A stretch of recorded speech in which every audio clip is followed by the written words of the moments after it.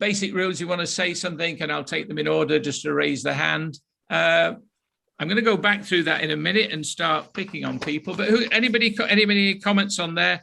Things that maybe is a challenge for them, things they're not doing. Anne-Marie. Yeah, it's a question actually. Talking about reviews, testimonials and feedback. I was having this conversation with somebody the other day. You know those lovely automated feedback forms that you get where you have to tick a box and say, what could we improve and what could we do better?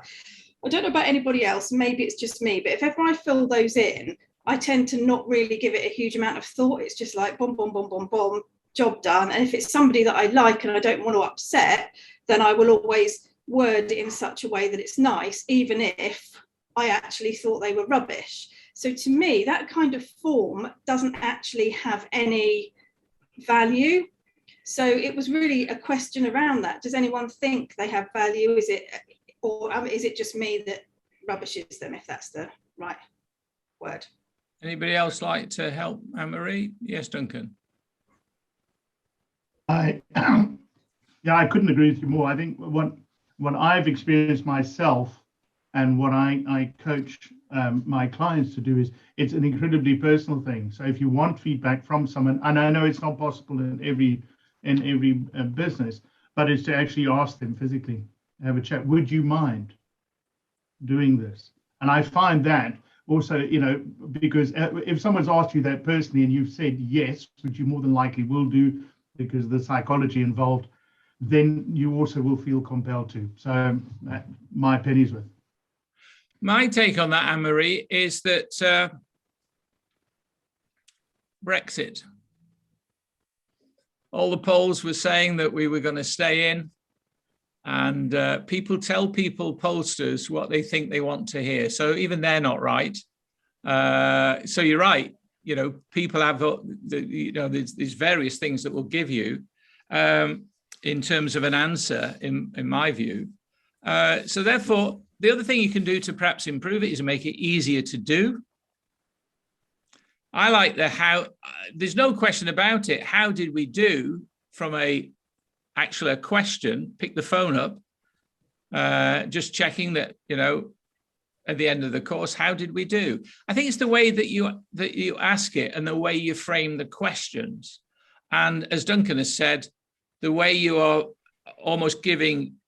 If they know they're helping you, and actually by giving you honest answers, because you genuinely you want to improve, and I don't have anybody else to talk to except my cat and the four walls. It's very important that I over deliver for you. So I'm really, I'm curious to what else can we do? So it's about framing the question. You still will, people's giving it their view at one time. A lot of people won't even bother to answer it. I don't answer every review I'm required to answer, etc. Ewan.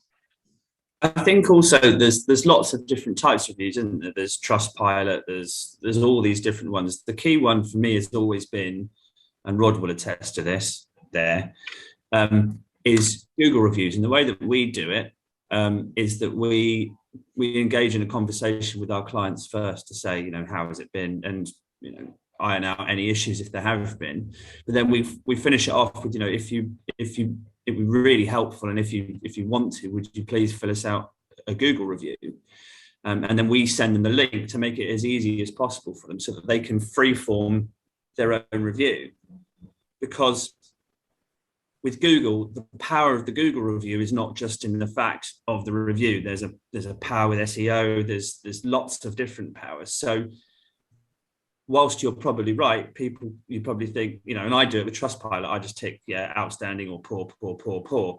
With Google, I suppose it's different. And I suppose if you know the person that you've been working with, you engage with them with a conversation beforehand to understand what they've thought about you. And if they think, if you think you're going to get a good review, then ask, because I say the power of what you get is not just the review, it's the power of everything else that it gives you. It also requires what you want that feedback for, what you genuinely want it for. Funny enough, when we were having lunch and we were chatting about things, and at one point, I can't remember what led up to it, but I said, Duncan, why did you connect with me when you could connect with lots of other marketing people? And then he started to tell me things that I wouldn't have even have thought of. And they start talking about, that's valuable feedback. And that's the real value of how do we do. It's about that feedback, nothing more than that. So don't get hung up about doing something, they're doing a survey and nobody answers, or they're just getting standard answers. It may be because you're asking standard questions. Andrew, you had your hand up, and then I'll go back to Rod. Yeah, just echoing what Ewan's just been saying, actually, about checking back in with clients and customers. That's good practice, I think, generally, but also especially if you're going to ask them to give you a review. Many years ago, I used to run a bit of an eBay shop on the side. And of course, that's all built on reviews. And that was always interesting. And we always used to put compliment slips in, and we used to say on everything we sent out, if you've got any issues at all, get in touch with us before you leave a review. And I think we had 2 neutral reviews in all the time we ran it and never had any negative reviews. So there's a lot of power in actually engaging with people and finding out if they did have any issues, that maybe you can solve whatever. Yeah.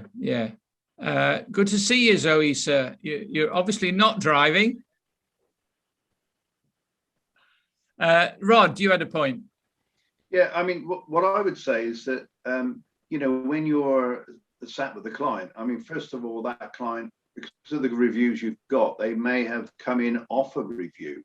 So they realized already when you're in front of them that the review is something that you're going to ask for at some point. If they haven't come in off a review, or it's been a referral, or just they saw you on Google, I think you've got to frame that part at the start. So almost you're talking about the end at the start, but delicately, and when you're establishing all their needs, and you've carried out your service, whatever your service is, then obviously the time to ask for the review is at the end, like you would do, like a waiter comes across to you, is everything okay with your food? I ordinarily, the trouble with the Google is not everybody's got a Google account, and so my reviews would be much higher if you went onto my website. My reviews on my website are not the same as my reviews on Google. These are people that haven't, got a Google account. Remember, my age group's a lot higher than, and of course, some of those people aren't very computer literate. So you're then dependent upon their family and other people like that, And it's not quite powerful unless it's coming from the person that you actually affected and made a difference to. Rod, I would have thought the most difficult thing to do is asking somebody after they've just, the services. Do you ask for it when they're all gathering outside the graveyard or the cremation centre? When do you ask? Well, do you ask when you deliver the ashes? I don't ask for it then, but I mention it. Thank you ever so much. We all went so well, we're ever so pleased and blah, blah, blah. And I look forward to seeing you next week, and that's when I'll ask you for a review. And I mean, it's just, what's wrong with that? That's what I do. And then when I see them with their ashes, or if I'm delivering something to them, which I normally am at the end, and then I major on it. I don't rush away. I'm not dropping off the ashes going, "Bye, love, nice to see you." So I'm going to sit and have a nice cup of tea and a chat. I'm never in a rush, and people respond to that. So you go back and present the ashes and say, how did you think, now that you've had time to reflect, how did you think how did everything go? Get them to sort of tell you and say, I'd love to quote you on that. Would you mind? So that's the way I would probably do it. Yeah. But I think because you don't know, you've not had any fear of asking for that. And I think when it comes to reviews, maybe some people here may be frightened of asking for a review in case they say there was something wrong. How do we do? Blimey, you don't want that. Is that a fear factor for people? But we're missing out, because if there was something wrong or something we could have just tweaked, the mere fact you're asking for it is you step above your competitor. Ewan, and then Duncan. I've always thought about Rod's case, because Rod's case is an interesting one because of the nature of the service that you offer. And I wonder, and this is just an observation really, if the difference between Rod's particular service and how you handle it. And something like what we do is what it does for the person. Rod offers a very good service that sticks in people's mind for years, because obviously they've just laid someone to rest. And if someone makes that a good process, someone's going to be really, really tuned into that. We offer digital marketing services. People don't think about that for years. They just go through it and they finish it. So I think it's probably more important, as difficult as it obviously is to ask for a review, that Rod, the service that Rod goes leaves a much more of an impression with people than perhaps just offering digital marketing services. Just an observation, whether it's true or not, I don't know, but it's what I've always thought. But Ewan, you probably do it in a slightly different way, because the whole benefit of digital marketing is it's measurable, so that it's important, and you do it anyway. You go back and say, right, well, we've done this campaign, these are the results, and I suppose that you will also say, well, these are how have you felt about the results? What difference have you seen in traffic or inquiries, phones ringing, etc.? And then you discuss the results, and then you're moving them through, because you're putting your arm around and say, well, this is how to interpret that. And I know you do that because you've done it with me. Yeah. Would you say? So at some point, you could ask, are there other people that particularly in the agricultural area, the legal areas, that you feel might be able to benefit, or whatever? So be more specific when you're asking for that, because your story would be of great benefit to other people that are starting businesses or facing the challenge you were facing. So I'd love a review. I'd love a testimonial that I could use. Yeah, and we do that. In a word, it's just. Yeah, and we do that. I just think, it's just the interesting thing where Rod's particular business is based, and because of the impression that it leaves on people, which, as I say, will last for years. Yeah, I'm going to move on in a minute, but Duncan had his hand up. Duncan, I think it's very important to differentiate between fixing something that's broken. So in other words, potentially, how did I do? Is there anything else that you would like? So that is a way of improving your business. And I think you can do that with anybody. And the more personable you can do it, the better. Then there's the other one is the testimonial. And we in Action Coach talk about raving fans, are those people that are just shouting your praises that you are. So I just be careful of who you ask for a testimonial for. Ask everybody how you can improve your service, but just be wary of who you ask a testimonial. Yeah. Well, remember, they can give you their opinion about your service. You don't have to use it as a testimonial. If they say, honestly, I thought you were rubbish, it's not the sort of thing you'd spread. Zoisa, it's lovely to see you. I know you've had some challenges of the recent weeks. You must be very, very busy. You have a point. Yeah, I think it's interesting with the reviews. I think I'm good at knowing what I need to do in terms of the whole marketing process, but it's just actually actioning it. I think, as most people are aware, I have a number of different things that I juggle, but it's a slow process to kind of keep on top of things. And I think the review thing is interesting, especially if I think about the whole last 18 months and changes businesses have gone through. I don't always ask for a review, and often because my client base has kind of consistently stayed the same, there's not a high turnover of loads of new people. So I think that's something where it's like, in terms of having reviews, in my mind, it's like, well, I need to make sure that I keep up to date with the reviews, or there's a most recent review. But I don't know, when people are looking at reviews, do they look at, well, when did that person write that review? That's something often, if it's a testimonial as well, as I look at, well, how recent is that review? Because actually that person's business could have changed quite a bit. So that's something that I do when I'm looking to, am I going to write a review? But also it's something that I'm conscious of in terms of the reviews that I have or have had. They're quite old now. So it is finding a way, particularly if you've got the same clients, getting a different review, or how you how you work with that. Yeah. How do you get around that?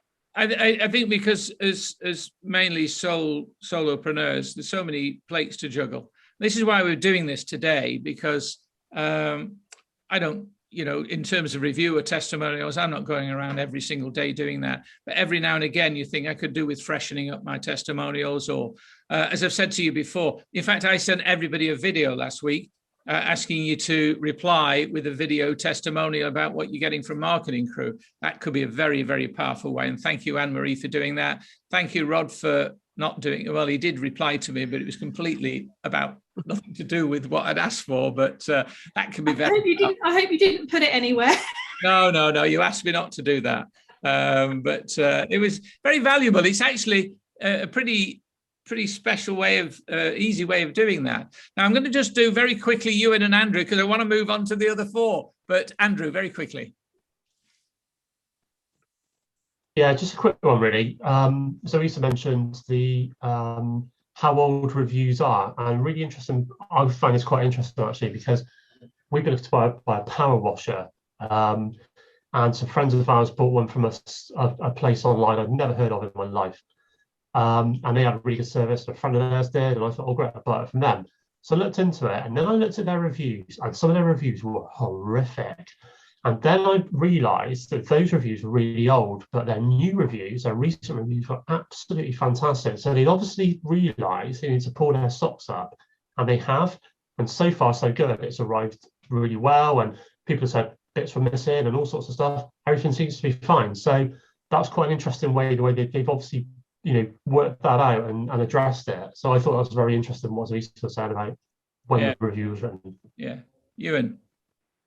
And that's interesting, Andrew. Just one final point as well. I've bought a couple of things recently, and it's jumped into my mind is, at what point do you ask for the review? Because I've bought a couple of things online, and straight away when I've bought it, I've been asked for a review. How did we do? Well, I bought it online. I just used your system. I haven't actually felt your service yet. I don't know if it'll arrive at all. I don't know if it'll arrive on time.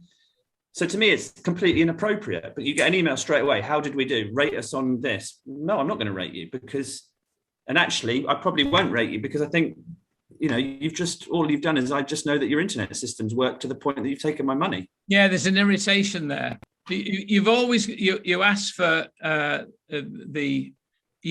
referral, an introduction, after the receive the value that they bought into. I find that with Amazon Prime or Netflix. Occasionally I'll rent a film, and then like a day later, how did you rate the film? Well, I've just rented it. I've got 30 days to watch it. I haven't even seen it yet. I think that was one with Senna. I watched Senna last night, Brazilian Grand Prix driver. Very good film. Right, I'm going to move on. So we're not to do well. I'm going to move on to engagement actually, but that was a great question, Anne-Marie. That helped.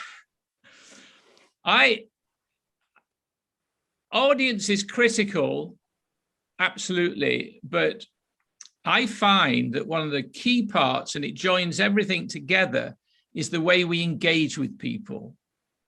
And here we said, what is our strategy for building our network? Because you could be building, as you meet people, that are going to fall into two camps. They're either a potential customer now, the future, they could be a referral partner. That's why I'm completely relaxed when I talk to people about the rapport. Either I know I can really serve them well and help them, or I can't. And then I can, if I'm listening, I just want to help them. And that could be that I'm the best person to help them. They may not agree. Or I know somebody else, maybe in this group or in my group of friends and associates, that they can help them. Either way, I'm serving that person. There's a great pleasure in, I'm talking to somebody and they want a particular service. I'll think to mind, who is the best person I know that could match that? I don't try and sell them, but I have a particular phrase that I use, and this is when it comes to referrals and engagement. So I just want to get some feedback about what is your engagement process? Where are you meeting people? How are you meeting them? And what's your mindset when you're meeting people? Rod. Of course, I have a regular Wednesday pivotal part of my week, which is on Wells Market. And even though I engage almost everybody that walks past me, dare they walk past me without me trying to engage them. But I'm not going to talk to them about funerals, and I'm not going to talk about funeral plans. I'm just going to be myself, and I'm going to talk to them about the day, or what they're wearing, or where they're going, how lucky we are to live in Wales, anything but funerals and funeral plans. And I wait for them to ask me about my service, and then I can follow that through. Take details, send the details to them, follow up with a phone call, one-to-one, and as I did yesterday afternoon, put the pen to paper. Absolutely. Anybody else want to? Ollie. Yeah, web developer extraordinary. I'll do this for people like Duncan because you live relatively close. Where do you live in? Is it Ilchester or Ilminster, Duncan? Bigger trouble. Sorry, I live in Barrington, which is just outside of Ilminster. Right. Ollie.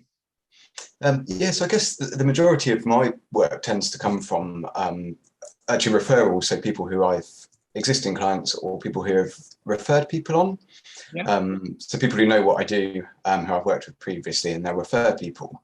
And then, yeah, I guess in terms of creating that engagement with people, I think for me, I kind of like to remember that we're people first, and it's not just about, a bit like Rod, it's not just about what you do and the sales thing. It's much more about just finding that kind of common interest a little bit, and understanding people, and then you get a good understanding of what their problem is. So for me, it might be people that have set up a business through a difficult time, and then they need help with that.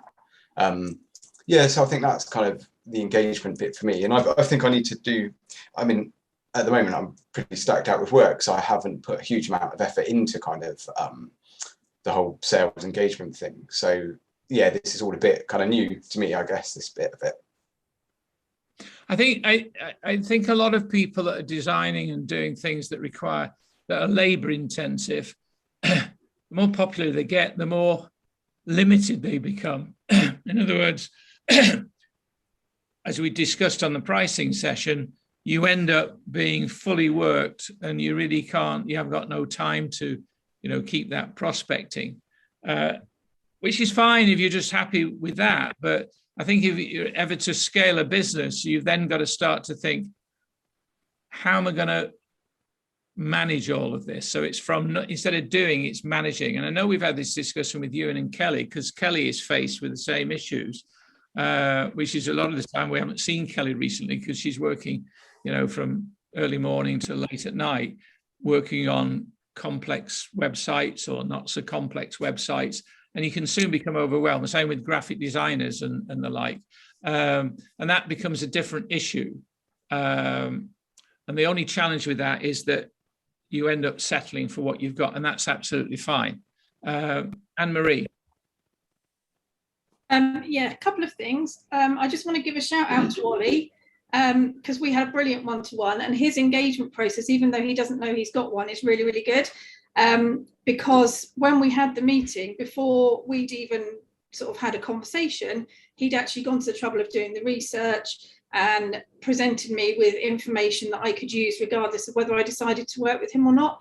And that actually meant a huge amount to me personally, the fact that he'd taken that trouble. So I just want to say that was brilliant. Thank you, Ollie. And was that the bit about, was it that bit particularly where you felt the engagement process was good? Was there anything else that Ollie was doing? That's the thing that's kind of stuck with me, because so many people, you turn up to a meeting, and I'm guilty of this, they don't actually, they've not done any preparation. They don't know who you are or why you're there, or, and obviously Ollie didn't. I asked for the meeting, but he didn't know why I necessarily wanted to have a meeting with him. I might have just wanted to talk about the weather for an hour, but he'd still taken the trouble to actually look at my website and go through my business and just really kind of get a feel for what I do. So for me, that was, obviously I'd known him anyway, and, I'd got a feel for what he did, but that was the thing that made me go, this guy actually cares. because that's what I want in my business. I want people that care about me and my business, not people that just want my money. I don't know whether you do care or not, Ollie. If you don't, then you've done a very good job of persuading me to do. But you know what? That might sound little, but being interested, listening and being interested, and is such an important element. He's getting lost. He's getting lost in the high street. I feel as if I walk into shops, it's all self-service because they're not really that interested. They look bored. I don't get greetings like I used to give or I expect. And no wonder people are going to Amazon. Anyway, that's my rant. Anne-Marie, you had a point though. Yeah, sorry. The other thing I was just going to quickly say, you were talking about creatives or people that have labour intensive businesses. Obviously, I am one of those. And I had a very interesting conversation with somebody last week who basically threw me a curveball. And there is potential for a collaboration that could be quite big. And I got asked the capacity question. What capacity have you got? Okay, obviously I couldn't say 0. And what will you do to kind of move things forward? And that was a really interesting thought process, because although I knew that I've always said I want to grow the business and I want to sort of have partners, people that work with me, etc. To actually have that question directly was a bit of a, gosh, I need to think about this moment. So the comment you made then about capacity and being able to move forward if you have got a labour intensive business is really valid. Or you could have said, actually, I'm generally pretty busy, but I always reserve a certain amount of my capacity for people who want things a bit quicker and a bit more urgently, because some people use my services and they're up against a deadline. So I always keep some capacity. So that could be another way of turning that round. Duncan. Anne-Marie, I something that I've always practiced in my corporate life and now as a business owner as well is what Richard Branson's always said: always say yes and then find out a way how to do it. And it sounds flippant, but it works. It absolutely works. I did. I said yes, finished the Zoom call, screamed, phoned my business coach, and said, can I do this? And he said yes. I was like, right, brilliant. Okay, cool. Thanks for that, Duncan. But Ollie, back to you. Yeah, just about you were sort of saying as well, Paul, about increasing capacity and things like that. And one of the things I noticed where I used to work, and Paul, you know Mike very well, who I used to work with, and when I'd worked for the same company for about 15 years, and when my boss sold his share in the company, and the sort of structure changed, and the thing which our existing clients used to love was being able to phone up Mike at any time of the day or WhatsApp him, and they just didn't get that at all anymore. And to suddenly lose that kind of personal touch, which they were so used to, and then clients just, they started going elsewhere for their websites. And that's definitely, I think, when thinking again about how sort of I engage with people, and that's a little bit obviously trying to keep some boundaries in there so that people aren't messaging me at 10 o'clock on a Friday night, but also to have that kind of personal touch and availability that also feeds into the kind of retention bit of trying to kind of keep the clients happy and that relationship going with them. You raised a good point there, Ollie. I think the personal touch is about those relationships. It's very important. It can be a bit of a millstone, because I should imagine Mike's getting phone calls on his golf trips and all sorts, but nevertheless, it's the extra mile you do. What I meant in your instance was, are there things in creating a website or anybody else in their service that really could be done by an employee, a junior, a trainee, or whatever? I'm not saying you employ those at the stage. You've got to work that out. But could they be done by an associate? Maybe if you're at a particular level of website, that there's certain things there. They're buying in your creativity there and your management and experience. But there could be other people that you maybe need to develop a circle of that you can hand that off to. They would be grateful. They'd do it well. You'd have to choose them well and maybe train them well or whatever. but that's the way to scale and get rid of the boring stuff that maybe you're ending up doing. Maybe you're not doing any boring stuff, but most of us end up doing things that are mundane or things we don't really want to do. It could be phone calls, it could be data entry, it could be wireframing or what, I don't know. I really don't know. But that's the point I want to make. You know, you haven't got to do it all yourself. That's the challenge we've all got. We're in business on our own. We think we've got to have it, do it all ourselves. I mean, we've got Duncan as a coach, Anne-Marie's got a coach, and Andrew had a question. Andrew. That's right, you went off on a different tangent and I've completely forgotten it. So you can crack on, Paul. We're coming up to 9, by the way, and generally we've about 4 or 5 people that are missing today that I don't think everybody's told me that, but always be good to, if you can't make the meeting, let me know so I can let everybody else know. And you can see the rest of the recording. But okay, we're talking about engagement. Debbie, I want to not pick on you. I want to choose you because we've had a one-to-one recently, and good to see you. Is Duncan going? We'll catch up. Yeah, catch up again. yes, I have to. Sorry. You've got a good flavour of what we're doing. You're missing the best bit, but you can see the recording. I know, but I've got to go into a coaching session now. Cheers, everyone. You did. Thanks tell very me. much. All right. Debbie, I want to talk to you because you've had a great career as a singer, entertainer. You told me the other day that you're going into holistic practices, etc., and that was where you really wanted to develop.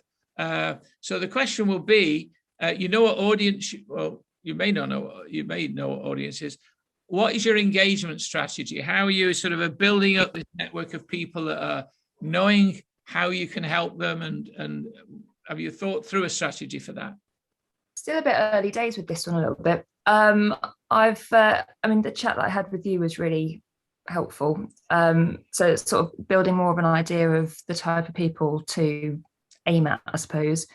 But yeah, when you were just talking about engagement, I was sort of thinking about that really. I'm sort of, because it's a bit difficult with therapy in some ways, you know, depending on the therapy to, you know, like go into a LinkedIn message and say, hey, do you want some therapy?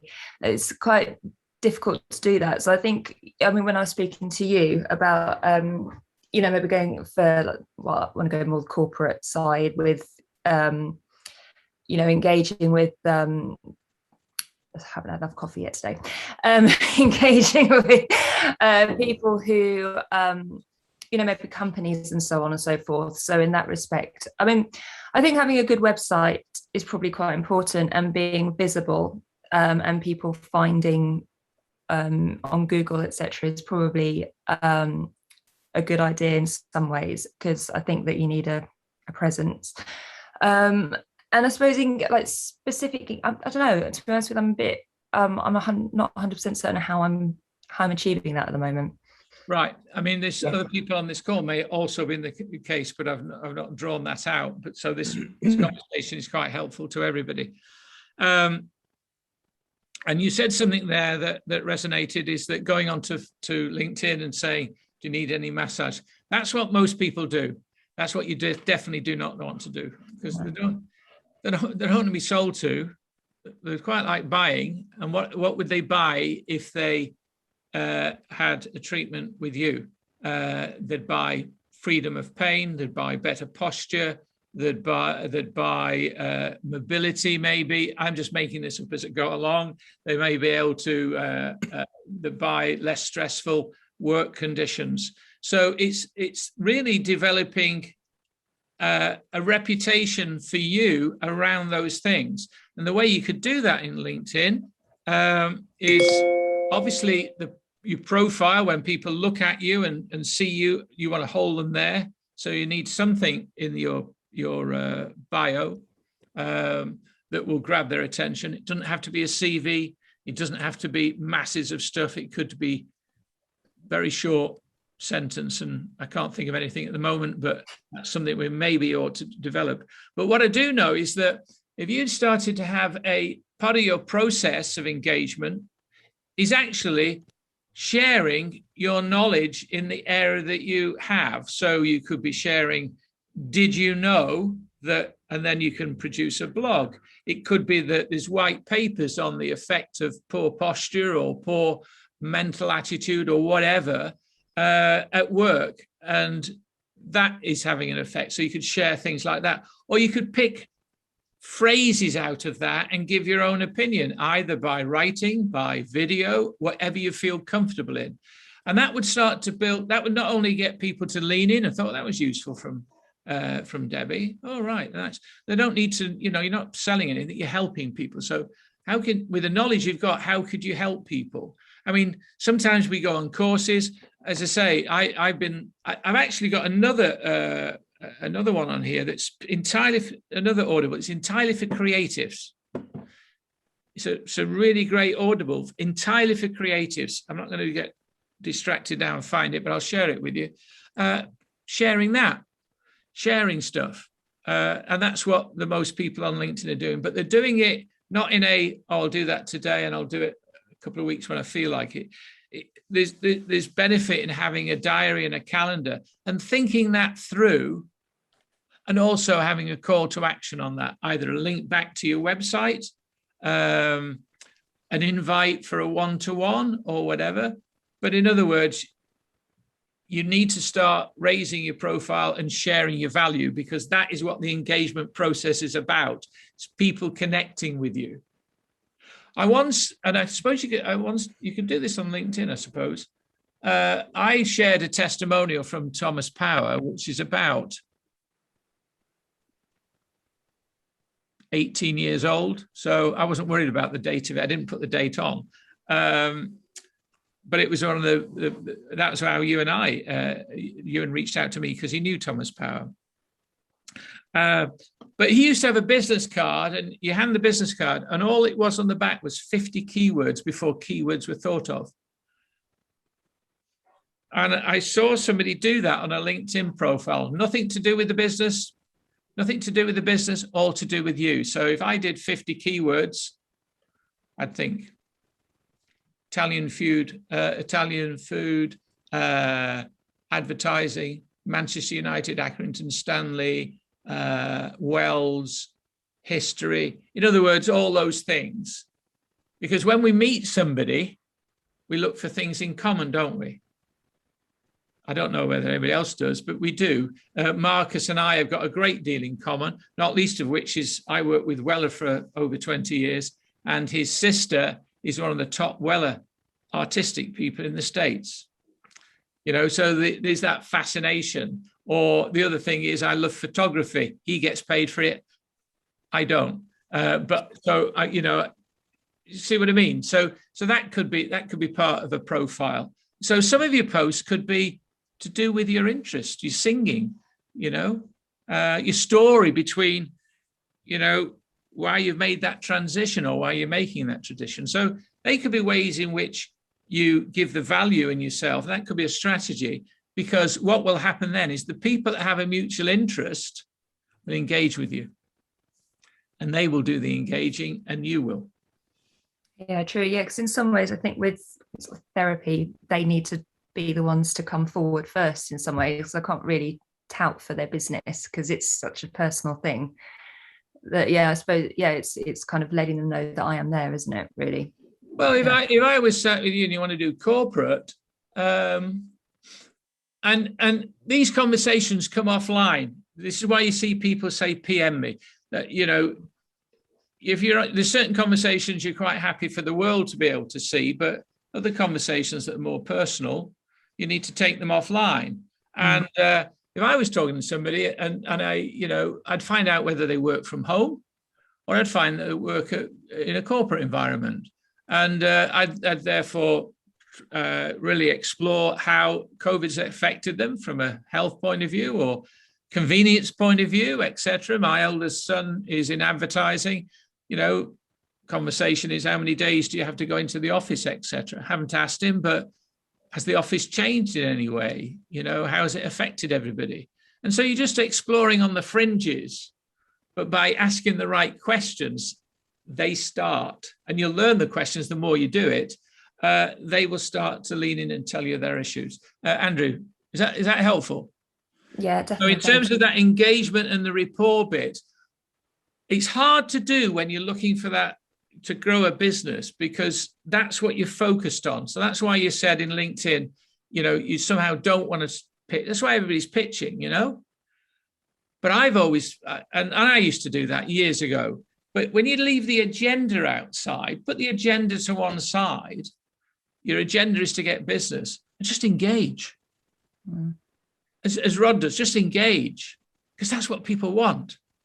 They don't want to be sold to. They want to buy when they realize that you've got something that is valuable, but they don't want to be sold to. So forget that. Just engage. It's quite natural. And sometimes it doesn't lead anywhere. Sometimes you wouldn't want to work with them anyway. But, you know, and then you hand it off to somebody else, one of your competitors, and let them take the time up. But Andrew.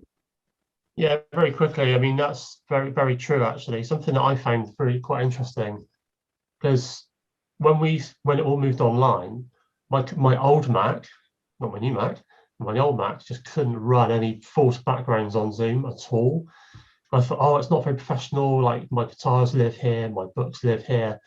And I had no choice. And what was fascinating was the amount of people that said, oh, you play guitar, do you? Look at my guitars. And the amount of people I've connected with over like playing instruments and music and all sorts of stuff. Just the fact that my guitars live in the office, and that's it. So that's so true. That's brilliant advice. Just have a chat with people, just engage with people.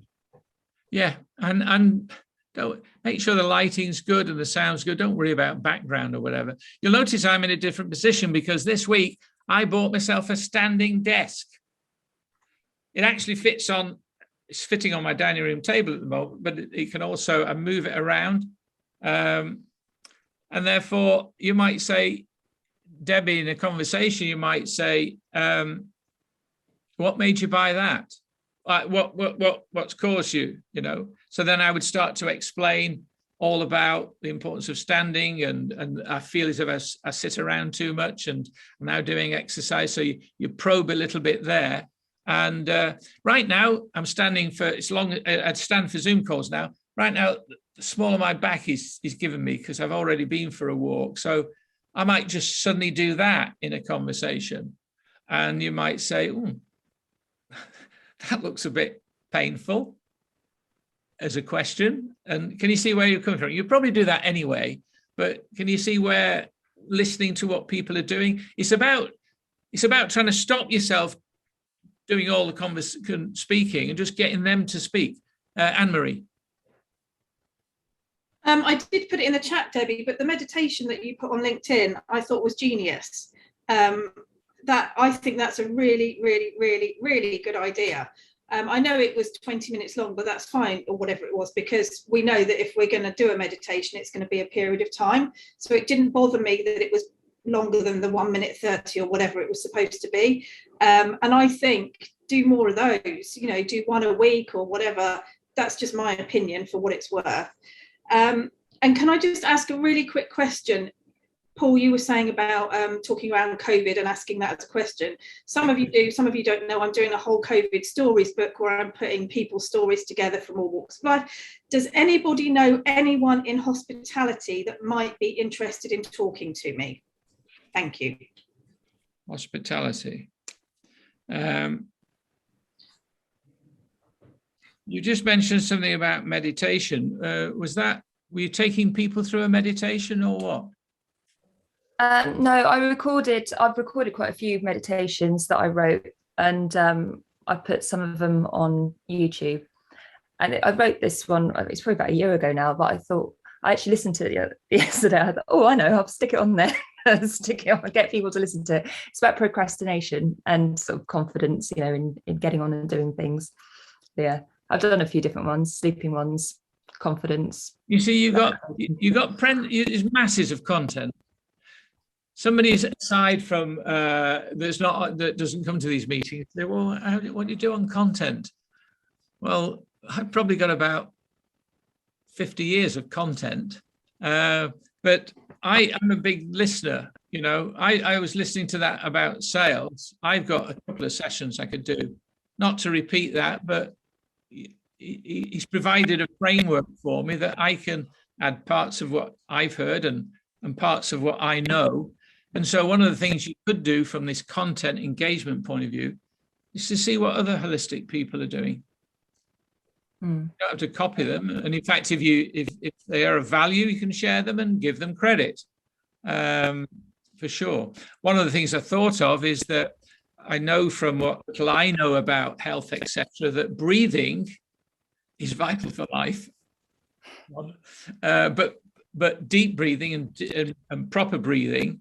And I know from my singing lesson, because I can't sing at all, the music, she asked me to do the notes. Is it chords? I don't know what they're called, but I did do, re, mi, that bit. And she said, "Oh, no, what your problem is, you're singing from your mouth. You should be singing from down here." I'd never heard that before. So knowing that and your experience in being able to sing, you have to be able to breathe. So using your experience as a singer to explain to other people how they can breathe. Because my watch tells me to breathe. And so I get this thing, etc. So there's no end of things that you can do. She eventually told me that surround yourself with really good musical instruments that match your tonal quality. I said, what would they be? Thinking that would be bass guitar and whatever. She said bagpipes. Anyway. So where are we now? So that was what I want to say on engagement. The whole sales process, who feels comfortable with that? Who feels comfortable when you're in that position, that asking for the business or whatever? Rod, does anybody not feel comfortable? You all feel comfortable. So how do you go about it, Marcus? You know what, Paul? I think the more you do it, the easier it gets. I would say the reason I put my hand up then is something happened to me last week in that I got a photo shoot for, as you know, for Alison Edgar MBE. You've got You've got the business. I did the shoot and she's super happy, and it's all going to be really, it's a big one because she's got this new Amazon program coming out, and she's a salesperson. She's going to be in the COVID book. She's doing her COVID story in my COVID book. Blimey, she does get around, doesn't she? Sorry to interrupt, but you just mentioned, So I was shitting myself, to coin a phrase, to speak to her. But you know what? I took your advice, Paul, and I said as little as possible during the sales call, and it seemed to work. So yeah, I think the more you do it, the more confident you get, and the easier it becomes. What can I say? Of course it does. I mean, the first time you picked up a camera, you weren't the specialist you are. You've picked up a camera lots of times, and you've got a lot of things that have hit the floor because they're rubbish. Yes. People think I'm a decent photographer. It's only they don't see the stuff that I reject. Well, that's it, of course. Yeah. But the whole sales process, as far as I'm concerned, and we've done it before, is through your conversations and your rapport, you find out where they are now and whether it's sufficiently important to them to move to where they want to be. And all you are is the person that takes them on that journey. It's probably sales. Would you agree with that, Mel, or would you have something extra to say to that? Yeah, I was about to say that's exactly right, because what I try and do is use the whole of my marketing background and experience to help me, make that rapport. And actually, having been sitting in their seat at some point during my career, it certainly helps. And knowing what their issues are and their problems are in recruitment. And I think, and today's been particularly useful because I've noticed that my audience has changed over the last 6 months. What was an agency contacts who I was trying to build rapport with agency and agency decision makers, it came to fruition.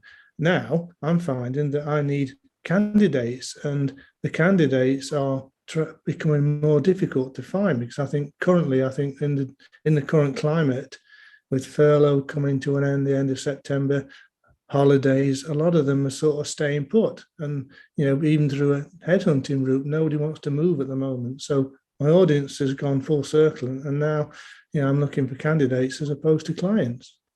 So you probably your client has actually got to do a selling job that they are in it for the long term. Yeah, I mean, as I said to you previously in other weeks, I've got numerous opportunities within, my major client for account managers, account directors, creatives, who, they're telling me they're turning work away because they can't get the staff.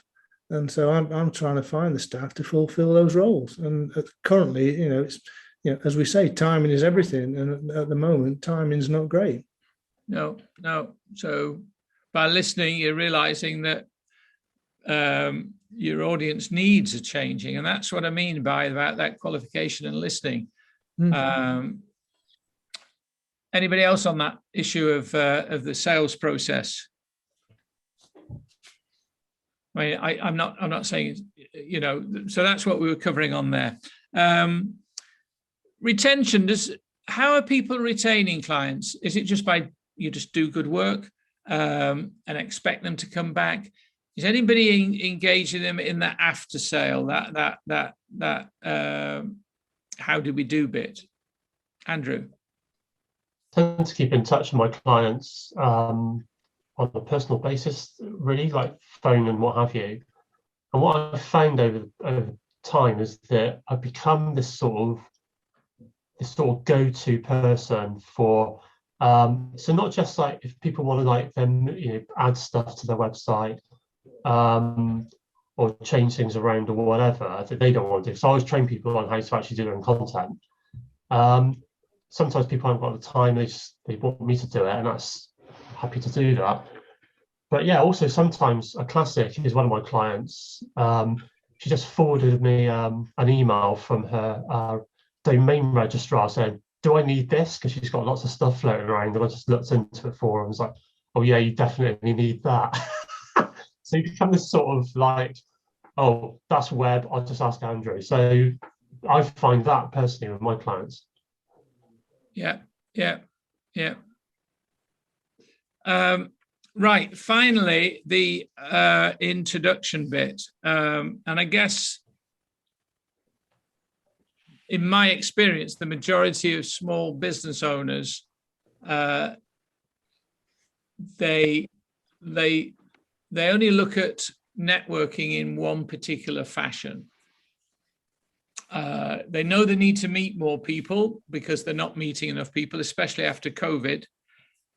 And so they'll go to networking events and they think that's the be all and end all. Networking meetings are very good at meeting, especially if you're meeting new people. Excellent. 4N, the networks in Bristol and Bath and Swindon are great to meet new people. But I think that one has to have an overall strategy to say, how am I going to use that network?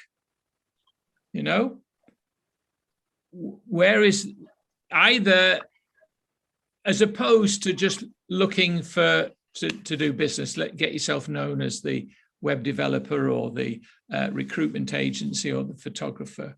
And very often at these meetings, you've got other people, that are doing what you're doing. Having a strategy for your introductions is quite key.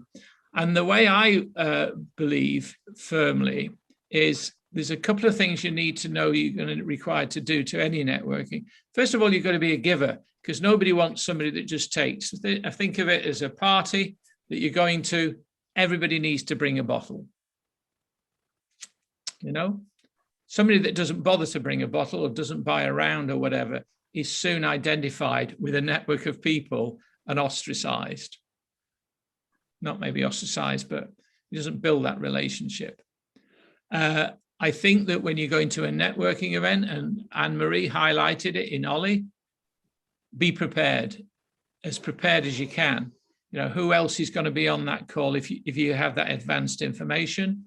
It's well worth a little bit of time there to know who's on that call. I think also to make sure you've got a notepad. I always have something I'm writing on down here. If I do a Zoom call, I'm always taking notes. Things that somebody might want to say, I'll put something down because I don't want to interrupt necessarily that stage, but I might come back to it, something that they've asked for. And something that you can then mark up in the data you have. that is absolutely is key, is that paying attention.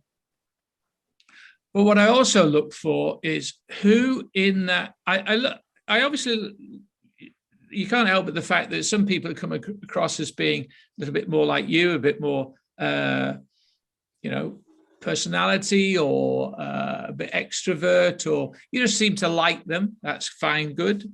But also there are certain people that are in, that have audiences, probably bigger audiences than you, in the type of people they want to reach or their service is reaching.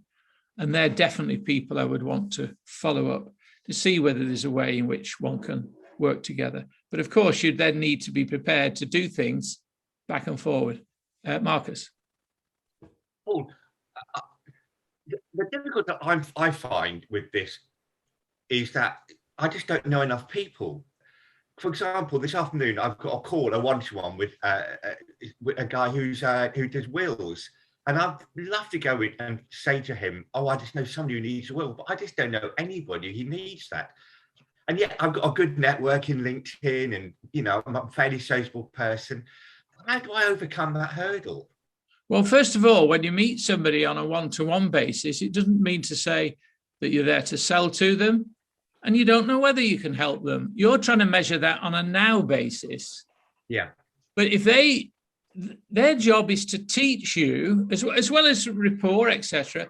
Their job is to teach you how to identify what to listen for, what to watch for, that brings them to mind. And you shouldn't be trying to force something. I think that's the challenge that people have when they come along to a BNI meeting and decide to join. They feel they've got to meet quota about referrals. And what tends to happen is they don't have referrals, they just give them leads, or they're doing it just to appear on the traffic lights or whatever. I've never agreed with that, never. If I recommend somebody to somebody, they will get value from that introduction, not a sale. They'll get value from that, because I don't put people together that I don't think can help one another. Is that right? So right now you don't know enough about why somebody would benefit or why somebody would take out a will. You probably feel you're not old enough to have it. Do you have a will? No. I'm not here to sell you a will, but a good will. If he was, you know someone, Marcus. Sorry, you know somebody. He does know somebody. Marcus does know someone. But if he or she was really good, they'd have probably touched some emotional issues that I mean, you might not need it. It could be the same with Rod with funeral plans. Right now, you wouldn't know who on earth would want a funeral plan, because they don't walk around saying, anybody know anybody with a funeral plan? Anne-Marie. I can so relate to that, Marcus. And do you know what happens? I end up buying from everybody. So I refer myself to everybody, and then I end up going, oh my God, I've just spent all this money because I feel like I need to be buying from these people. 100% agree with you. And as a BNI member, I do feel that pressure, and I'm also part of a BNI power team. And I've had a really good referral from that, and I'm constantly thinking I haven't referred anything in yet, because I don't come across people that I think I can refer, so I'm completely with you there, Marcus. Yeah, it's BNI. It is BNI because it's so diverse, isn't it? You must not get hung up on it. I always used to say to people, if you try and disguise what you're not skilled at doing, nobody will know whether you need any help. Will they? So what people do is they may make up some of these referrals, so that you've seen them before. They're damaging themselves. Absolutely. I would tell people, do not give anything that's not a proper qualified referral, because otherwise you think you've stood up and given a slip or recorded that at the end of the meeting, and you're off the hook. But the person that you've given it to knows it's rubbish. So the reputation with that person has just dropped.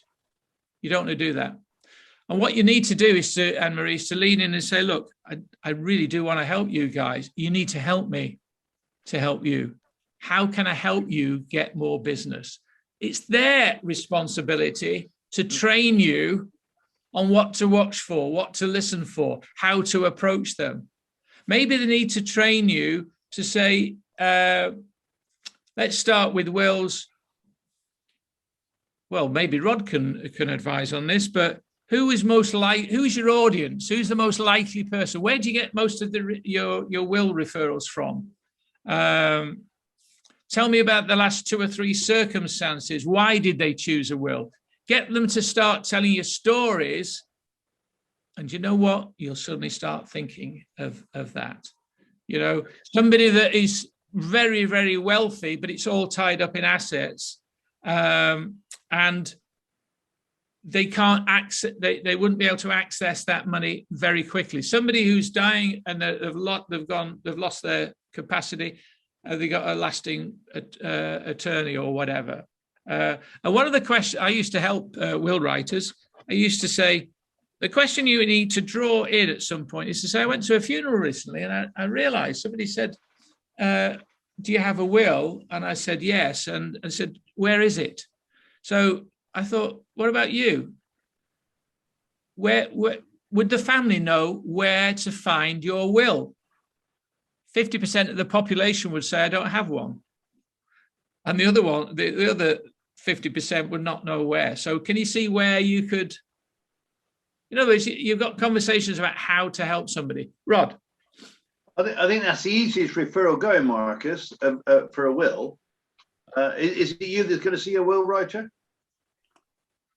I'm not getting a will, Rod. I'm having. No, I'm saying, have you got a one-to-one with a will writer? Have you? Yes.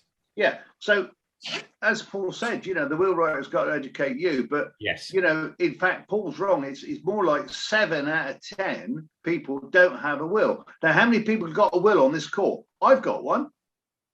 Right, well, so you're the only one that ain't got one, Marcus. No, so you're the one. I've got one. I've got one. I don't know where it is. Yeah, and also the other thing is, when did you last update your will? And a lot of time it's the price. You know, how much it's going to cost. I work with a will writer who does a will for 125 quid.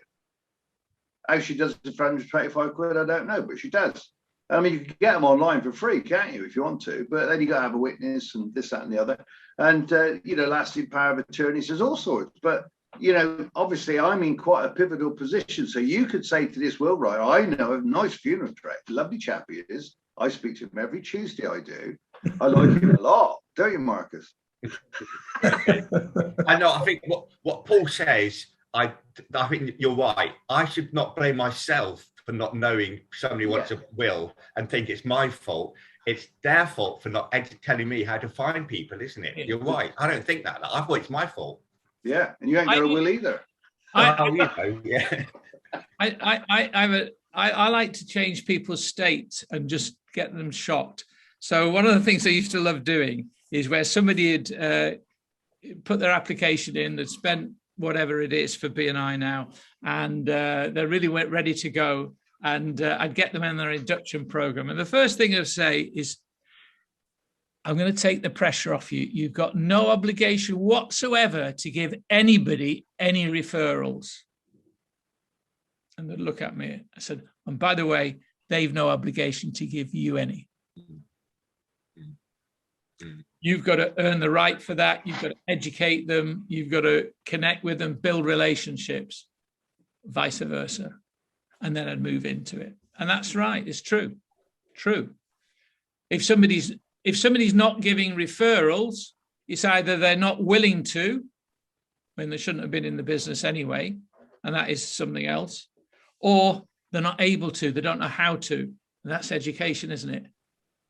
Anyway, I hope that you found that useful. I think if we get this recording out, pass it on to your BNI friends, just say, fast forward to the last 5 minutes and you get some good tips on BNI, and come along to Marketing Crew, you get a lot more benefit. Now, if I can just go around and just say, what is it, one thing you've got from today's meeting, and then we'll get on our way. So Mel, I'm going to start with Mel. Yeah, it was good to recap on the process as ever, because, you know, it always should be front of mind, because it's the watchwords that we all operate with. And as I said, reminder that my audience has changed and I've got to look at a different approach. I am going to do a checklist. So it is in the form of a checklist. I'm going to put it down with the recordings and let you have that. So you could actually think, right, I'm doing that. I'm really on top of that. Put the cross where you're not, and then just see where the biggest cluster is. Yeah. And then maybe get some feedback next week and we can press on with that. Andrew. Yeah, just to echo what Mel said, actually, it's a recap and it's really useful actually, because we do go off a little bit. It's a bit like having a brief, isn't it, for a project? You know, you refer back to it, keeps you, make sure that you stay focused on it. So really valuable as always. Yeah, I had a conversation with Duncan, and he thought that what he needed was one thing, but when I went through this, he realised that in actual fact, there's some basics here he needs to get right before he needs to spend money getting more audience. You know, so Debbie. Sorry. Yeah, I always get loads of stuff out of these. They're so interesting. It's quite early days for me with my new therapy thing. So I'm just going to take everything I've learned and do it. Basically, it's really interesting. I think one of the challenges is when you, at least here you sold in one shot, but you know there's so much access to stuff about marketing. That isn't the issue. It's making it clear and keeping it concise and workable. And I have a big A3 board. And very often when I'm a bit confused or I'm, you know, I've been taken off here, there and everywhere, I have to remember where my time is valuable and what I need to be doing. And I go through this exercise, you know. Ollie.